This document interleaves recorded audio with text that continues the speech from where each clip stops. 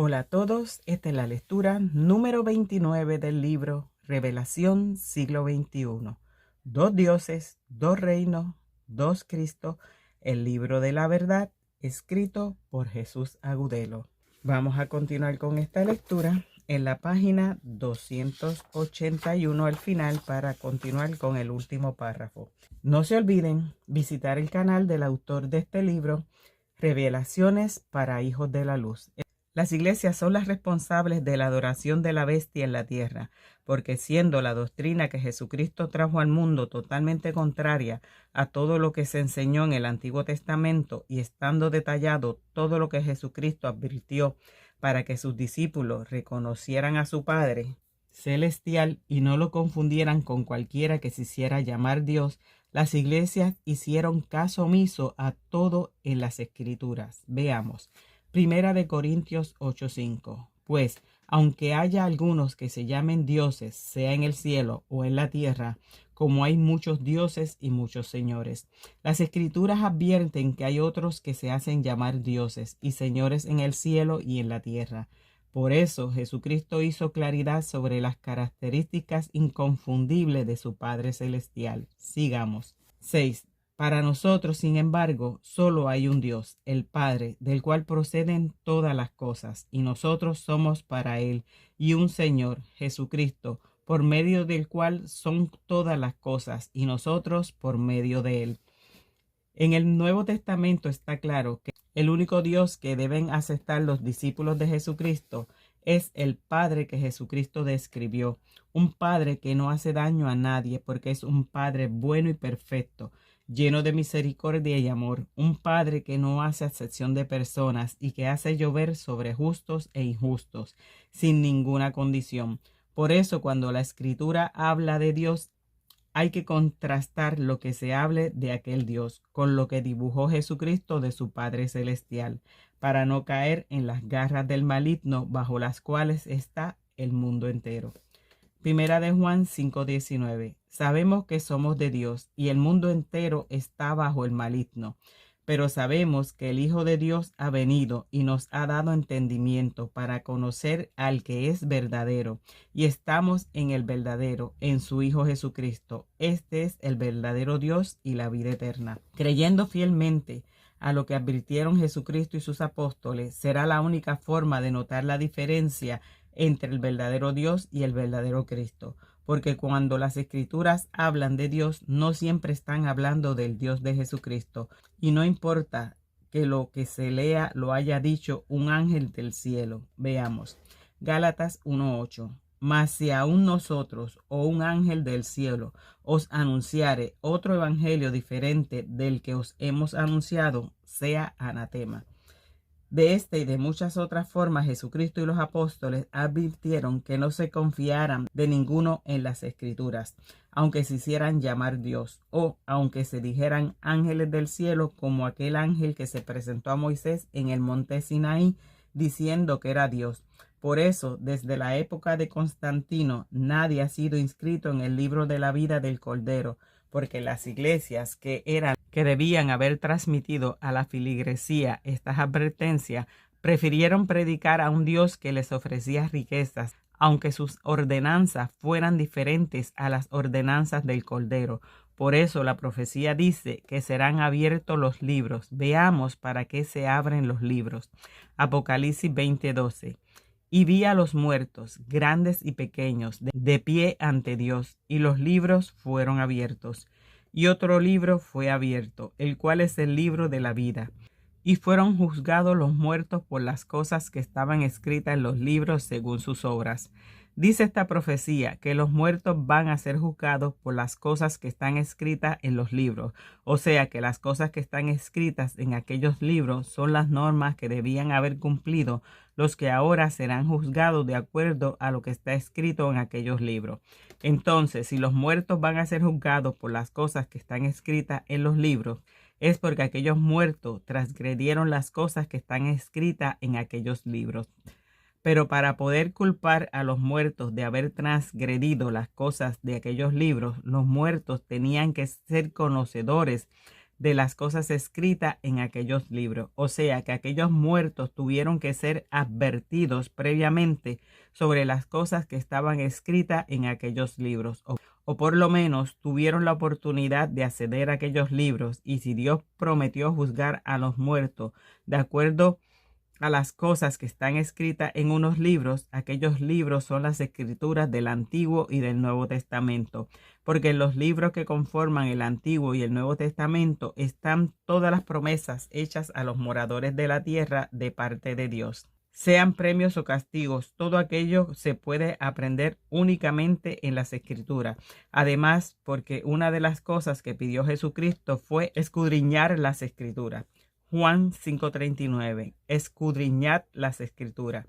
Y en las Escrituras Jesucristo dijo claramente que el día del juicio, que es el mismo día postrero, las personas serán juzgadas con la palabra que Él habló. Juan 12:48, el que me rechaza y no recibe mis palabras, tiene quien le juzgue. La palabra que he hablado, ella le juzgará en el día postrero.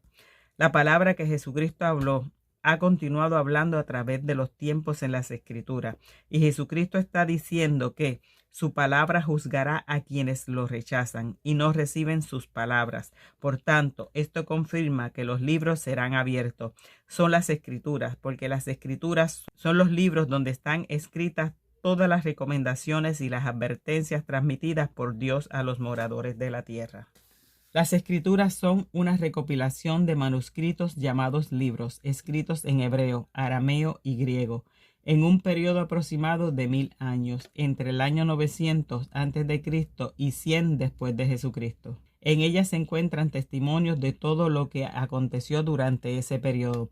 Podríamos decir que las Escrituras conforman la hemeroteca de la antigüedad. Veamos el significado de hemeroteca.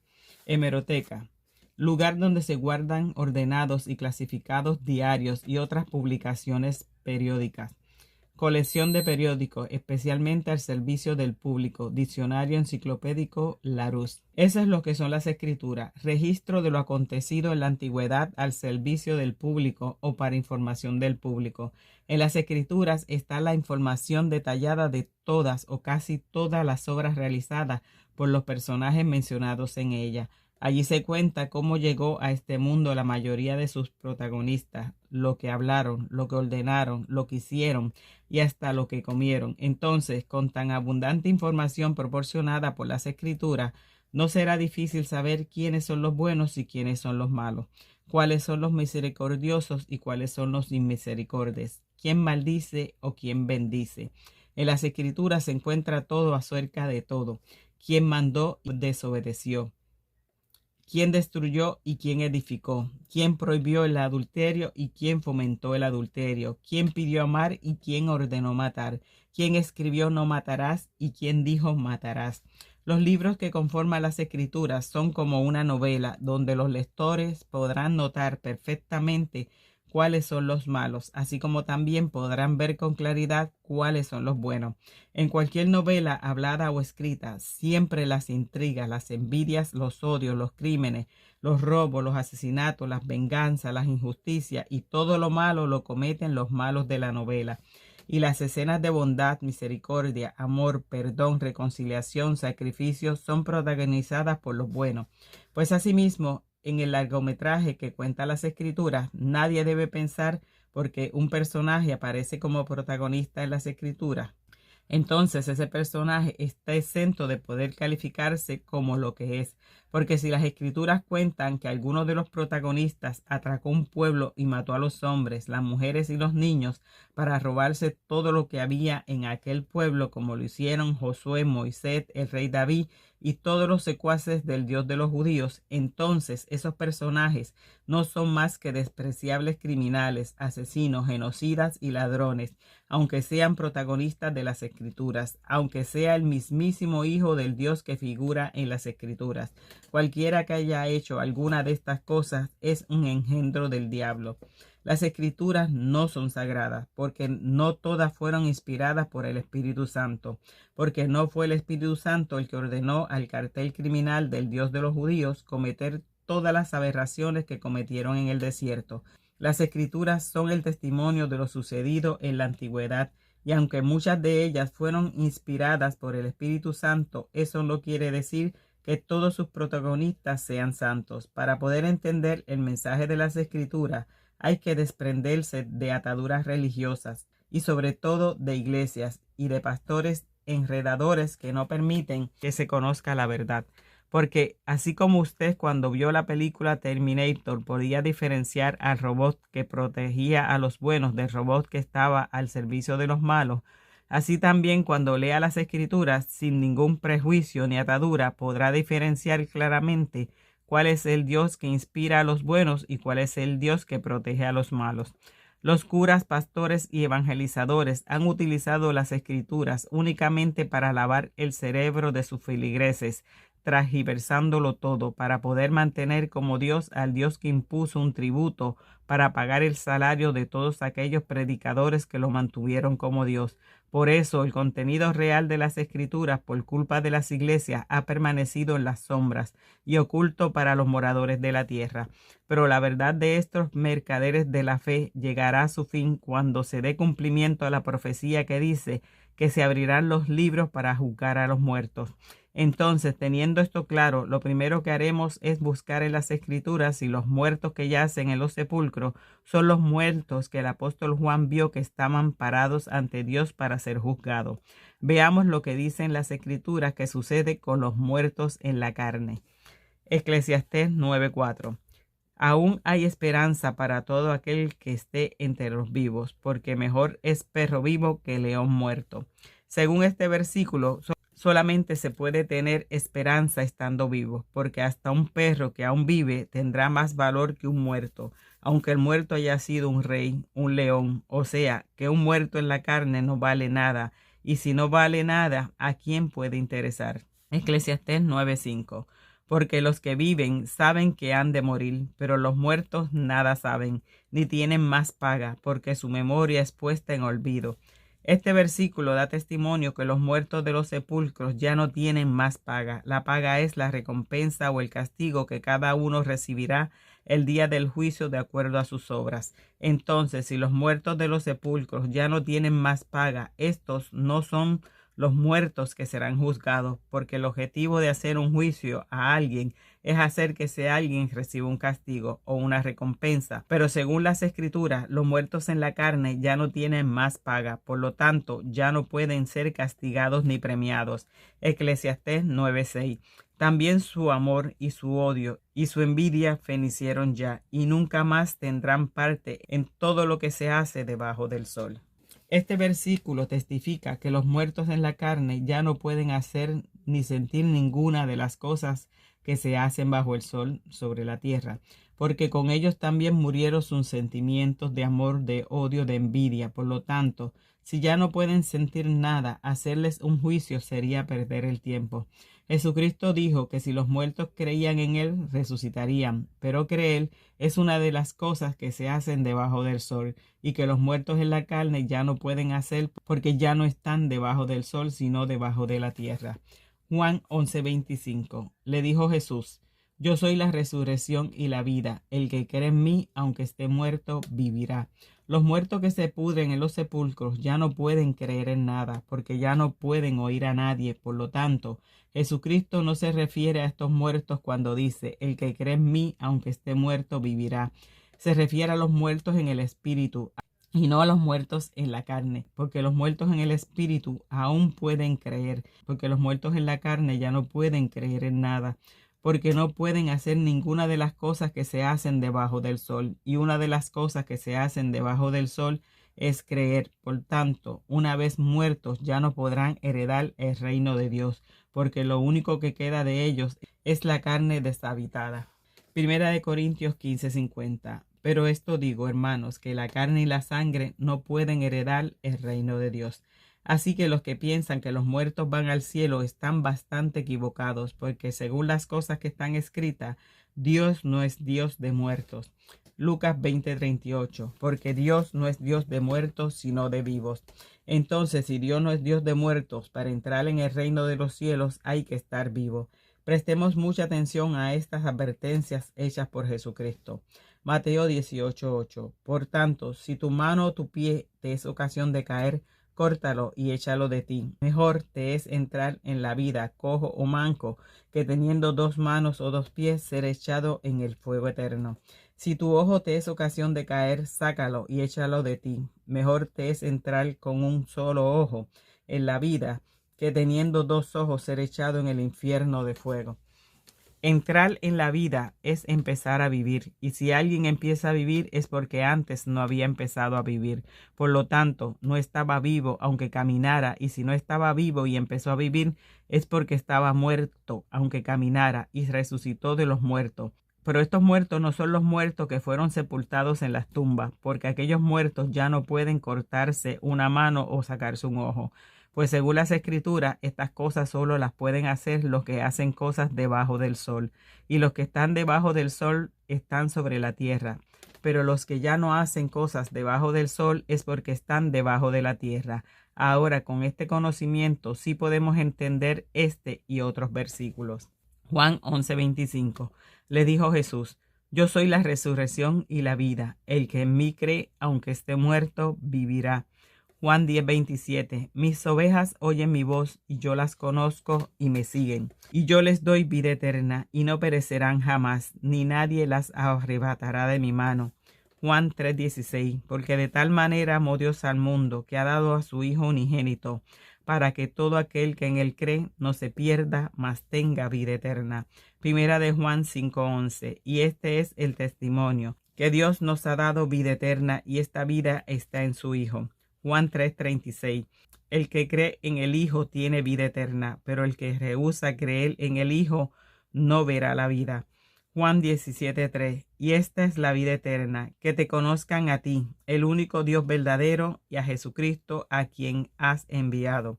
Entonces, cuando Juan dice en la profecía que los muertos grandes y pequeños estaban parados ante Dios, y vi los muertos grandes y pequeños de pie ante Dios, no estaba hablando de zombies que se habían levantado de sus tumbas. Estaba hablando de seres vivientes muertos en el espíritu, que habían recibido la vista y el oído mediante la verdad que está en las Escrituras. Y cuando dice que estaban parados ante Dios, eso tampoco quiere decir que aquellos muertos espirituales estuvieran viendo a Dios, sino sabiendo quién era verdaderamente Dios. Es como cuando las personas se arrodillan ante Dios, no ven a Dios, pero están arrodillados ante Dios.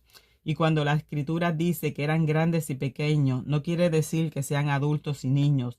Esto lo que quiere decir es que hay unos muertos más muertos que otros, pues existen muchos judeocristianos que han dedicado sus vidas a la adoración total del Dios de los judíos y están contramarcados por la bestia, guardando sábados, pagando diezmos, celebrando fiestas impuestas a perpetuidad por el Dios de los judíos. Estos muertos son más grandes que los otros muertos que no hacen estas cosas. Todos ellos serán juzgados según las cosas que están escritas en los libros. Entonces, todos los muertos que caminan estarán en pie ante Dios. No que vean a Dios, sino sabiendo que es Dios, porque ya habrán descubierto que el diablo que adoran en las iglesias no era Dios. Según las Escrituras, después de que una persona resucita espiritualmente, luego cuando la carne de éste muere, dicha persona no muere con la carne, sino que duerme. Esteban fue el primer mártir de Jesucristo, muerto a manos de los judíos, y según lo que testifica las Escrituras, Esteban no murió. Esteban durmió. Veamos. Hechos 7:59. Y apedreaban a Esteban mientras él invocaba y decía: Señor Jesús, recibe mi espíritu. Y puesto de rodillas, clamó a gran voz: Señor, no les tomes en cuenta este pecado. Y habiendo dicho esto, durmió. Resucitar espiritualmente es despertar en el entendimiento con respecto a la misión que vino a desempeñar Jesucristo en este mundo. Jesucristo vino a traer una opción diferente a la que existía desde el principio en este mundo. Resucitar espiritualmente es descubrir, por medio de las enseñanzas de Jesucristo, que el mundo cruel, vengativo e inmisericordia que se formó en la tierra desde el principio, donde Adán, Eva y la tierra fueron maldecidos por su Dios, donde Caín mató a su hermano Abel, donde creció tanto la maldad en los hombres que que su Dios tuvo que ahogar a toda la humanidad por medio de un diluvio. Ese no es un mundo creado por Dios, porque la creación de Dios es una creación perfecta, porque Dios es perfecto y por lo tanto Dios no maldice lo que crea, sino que lo bendice. En la creación del Dios perfecto, ningún hermano va a matar al otro, porque dos hermanos creados por el Dios perfecto han sido cimentados en amor y respeto mutuo. Asimismo, la humanidad creada por el Dios perfecto que Jesucristo dio a conocer jamás tendría que destruirse por haber crecido la maldad en ellos, porque en una población creada por el Dios perfecto no hay maldad. Resucitar espiritualmente es poder descubrir en las Escrituras que aquel ángel que se presentó a Moisés en el monte Sinaí diciendo que era Dios y que llenó a Egipto de sufrimiento con plagas, pestes y matando a miles de primogénitos, llenando de llanto y dolor a un país entero, no era Dios sino el diablo. Resucitar espiritualmente es entender que cuando las Escrituras testifican que Jesucristo decía: oíste decir, pero yo os digo, estaba cambiando lo que antes de él se había dicho, para deshacer las cosas que había hecho el diablo. Primera de Juan 3:8. El que practica el pecado es del diablo, porque el diablo peca desde el principio. Para eso apareció el Hijo de Dios, para deshacer las cosas del diablo. Jesucristo vino para deshacer las obras espirituales que había edificado el Dios de los judíos. Por eso los que se convierten en discípulos de Jesucristo resucitan de la muerte espiritual en la que han permanecido mientras estuvieron adorando al Dios de los judíos. Y cuando la carne de estos muere, ellos no mueren con su carne, sino que duermen. Primera de Corintios 15:6. Después apareció a más de 500 hermanos a la vez, de los cuales muchos viven aún y otros ya duermen. También las Escrituras dan testimonio que existe diferencia entre los que mueren, pues hay unos que tienen esperanza y otros que ya no tienen esperanza. Primera de Tesalonicenses 4:13. Tampoco queremos, hermanos, que ignoréis acerca de los que duermen, para que no os entristezcáis, como los otros que no tienen esperanza. Entonces los que duermen después de que su carne ha muerto aún tienen esperanza, porque al estar dormidos continúan entre los vivos. Pero los otros muertos ya no tienen esperanza, porque aquellos que no duermen, sino que están muertos. Con este conocimiento ya podemos entender el versículo con el que iniciamos este tema. Eclesiastés 9:4. Aún hay esperanza para todo aquel que está entre los vivos, porque mejor es perro vivo que león muerto. O sea, que lo más importante para los que pasan por este mundo no es que lleguen a ser tan grandes como un rey, un león, sino conseguir la permanencia entre los vivos, porque si al pasar por el mundo no llegas a ser más que un lacayo de león, un perro, pero a la hora de morir los dos, el súbdito del rey, el lacayo, consigue permanecer entre los vivos y el que llegó a ser rey no lo consiguió, entonces habrá sido mejor haber sido perro y conseguir estar entre los vivos que un león muerto. Otro versículo que testifica en las Escrituras que los resucitados por Jesucristo no mueren es el testimonio del apóstol Pedro cuando dijo que abandonaría su cuerpo. Segunda de Pedro 1:13. Pues tengo por justo, entre tanto que estoy en este cuerpo, el despertaros con amonestación, sabiendo que en breve debo abandonar el cuerpo como nuestro Señor Jesucristo me ha declarado. El apóstol Pedro fue sin duda el más sobresaliente en la historia de Jesucristo, pues Jesucristo dijo que él sería la roca sobre la cual se edificaría su iglesia, y también prometió entregarle las llaves del cielo. Veamos. Mateo 16:15. Él les dijo: ¿y vosotros quién decís que soy yo? Respondiendo Simón Pedro dijo: tú eres el Cristo, el Hijo del Dios viviente. Entonces les respondió Jesús: bienaventurado eres, Simón, hijo de Jonás, porque no te lo reveló carne ni sangre, sino mi Padre que está en los cielos. Y yo también te digo que tú eres Pedro, y sobre esta roca edificaré mi iglesia, y las puertas del Hades no prevalecerán contra ella. Y a ti te daré las llaves del reino de los cielos, y todo lo que atares en la tierra será atado en los cielos, y todo lo que desatares en la tierra será desatado en los cielos. Ahora le pido a usted que por favor preste mucha atención a lo predicho aquí por Pablo. Primera de Corintios 15:51. He aquí os digo un misterio. No todos dormiremos, pero todos seremos transformados.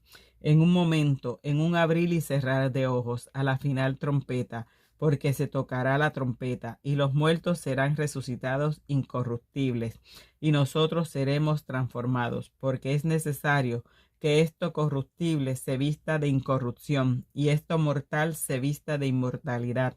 Pablo advierte que esto es un misterio, y si es un misterio, para poderlo entender hay que descifrarlo. Primero dice, no todos dormiremos. Luego dice, pero todos seremos transformados. Entonces, si no todos dormirán, pero sí todos se transformarán. Primero dice, no todos dormiremos. Luego dice, pero todos seremos transformados. Entonces, si no todos dormirán, pero sí todos se transformarán, está diciendo que los que durmieron son un grupo especial, porque no todos conseguirán dormir. Ya vimos en las Escrituras que los que no murieron, sino que duermen, fueron los que defendieron el testimonio de Jesucristo hasta la muerte. Entonces, si separamos lo que dijo Pablo, no todos dormiremos, pero todos seremos transformados. Y luego dijo, los muertos serán resucitados incorruptibles y nosotros seremos transformados. Se puede comprender claramente que los que no durmieron son los que serán transformados. Por tanto, los que durmieron son los muertos que serán resucitados incorruptibles. Juan 6:40. Y esta es la voluntad del que me ha enviado, que todo aquel que ve al Hijo y cree en él tenga vida eterna, y yo les resucitaré en el día postrero. Jesucristo prometió resucitar a los que creyeran en él. Entonces los que durmieron fueron los que creyeron en él, y por eso no murieron, sino que durmieron, porque Jesucristo les había prometido vida eterna, resucitándolos en el día postrero. Entonces lo que podemos concluir es que el grupo especial de los que durmieron fue conformado por los cristianos primitivos que murieron por defender el testimonio de Jesucristo, incluidos los asesinados por la sanguinaria Iglesia Católica y Romana, porque de apostólica no tienen ni un pelo y estos ya habían sido transformados en aquella época. Después de los cristianos primitivos, nadie ha dormido, porque los que no murieron, sino que durmieron, eran los que tenían el testimonio de Jesucristo, y los cristianos post-Nicea no han defendido el testimonio de Jesucristo, porque no conocen el testimonio de Jesucristo, sino el testimonio de la bestia, el Dios de los judíos. Entonces, los que van a ser transformados son los judeocristianos, porque estos están más embolatados que el sumo pontífice. Por eso el quinto ángel vaciará su copa sobre el trono de la bestia, para que ellos despierten de la embriaguez con la que los mantienen embriagados en las rameras de la tierra, a las que asisten a pagar sus diezmos y ofrendas. Los muertos espirituales resucitarán de forma incorruptible cuando los libros sean abiertos, porque después de que el encargado de abrir los libros ejecute su misión, los muertos espirituales resucitarán sabiendo quién es quién en las Escrituras y ya no serán engañados recibiendo serpiente por cordero. Estos resucitados empezarán a educarse en la doctrina de la mujer vestida de sol, o sea, en el evangelio del reino de los cielos que Jesucristo dijo que cuando fuera predicado en el mundo entero, entonces llegaría el fin. Este evangelio no se ha predicado a los moradores de la tierra, porque las iglesias lo han impedido durante 17 siglos, y este es el evangelio que se tiene que predicar para que llegue el fin del mundo cruel e injusto que formó el Dios de los judíos desde el principio. Un mundo lleno de odio formado por un Dios de odio que no perdona nunca. Un mundo racista formado por un Dios racista que eligió un pueblo y se ensañó con el resto de la humanidad. Un mundo injusto formado por un Dios injusto que ordenó asesinar a machetazos a los habitantes de 7 naciones para acomodar allí su pueblo elegido. Este mundo envilecido y lleno de sufrimiento refleja la obra de un Dios malo e imperfecto, que exigió a su pueblo elegido matar a los otros pueblos sin tener misericordia con nadie, dándole forma a un mundo indolente y deshumanizado. Este es el mundo que finalizará cuando el evangelio del reino de los cielos sea predicado a todos los moradores de la tierra, porque este mundo que formó el Dios de los judíos, donde lo único que tiene valor son las riquezas materiales, no tendrá cabida en el mundo que se formará durante los siguientes 1000 años con la doctrina de Jesucristo, en la era del reino que va a comenzar. Estamos en una época envidiable y anhelada por los antiguos, porque esta es época de cumplimiento de profecía. Bueno, vamos a dejar esta lectura hasta aquí. Llegamos a la página 392, donde continuaremos nuestra próxima lectura. Si te está gustando esta lectura, por favor, denle me gusta, suscríbanse, activen la campanita, visiten el canal del autor de este libro, Revelaciones para Hijos de la Luz. No se olviden compartir.